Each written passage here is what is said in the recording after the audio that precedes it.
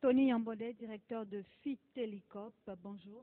Bonjour, Gladys. Donc, du 21 au 26 février 2009, vous avez organisé la 6e édition du Festival international des théâtres des lycées et collèges à Porto Novo.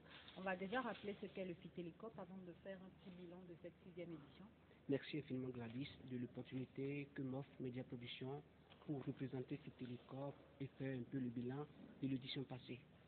Et Fitelicop entendait Festival international du théâtre des lycées et collèges à Porto Novo, est une fête annuelle de théâtre qui regroupe depuis 2004 les élèves autour du théâtre. Fitelicop, outre le théâtre qui est son activité phare, c'est aussi des reconnaissances aux personnes ou structures qui œuvrent dans divers domaines de la vie sociale.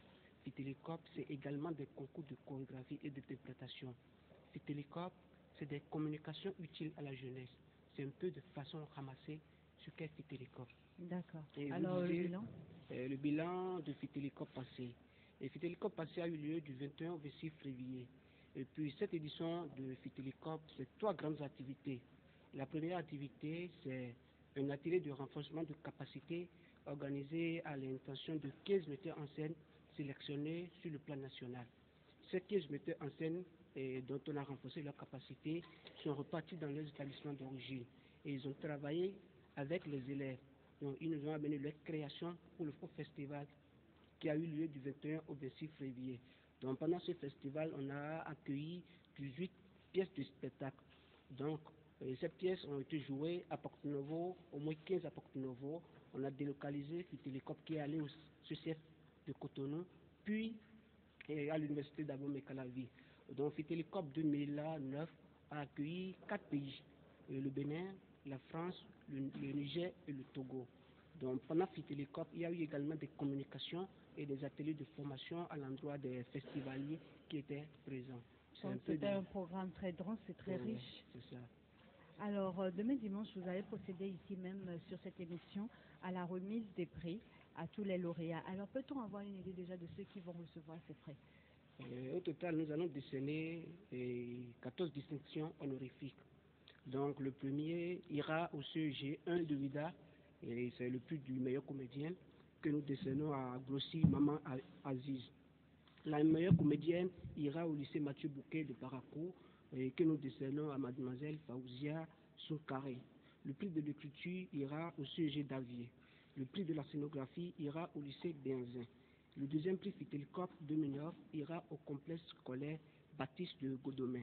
Le premier prix Fitelicop 2009 ira au complexe scolaire Don de Dieu de Tampere. Nous avons 4 prix spéciaux qui iront respectivement au CEG de l'unité de Porto Novo, CEG de Boko de Porto Novo, complexe scolaire élitaire de Tampere, collège Le Repère de Saint-Valo. Le prix de la meilleure participation ira à l'école d'enseignement français Montaigne de Cotonou. Le prix de la fraternité ira au Griot Noir du Togo.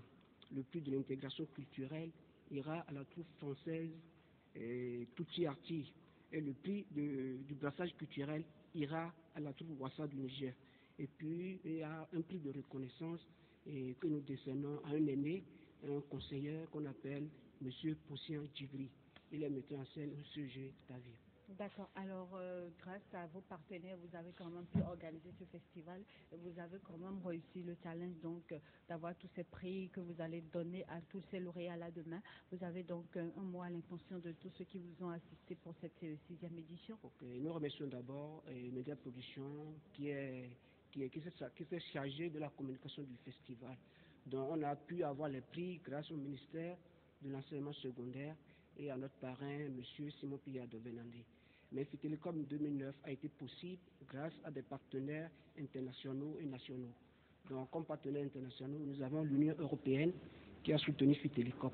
Nous avons l'Organisation internationale de la francophonie qui a soutenu Fitelecom. Nous avons le programme de soutien aux initiatives culturelles décentralisées qui a soutenu Fitelecom.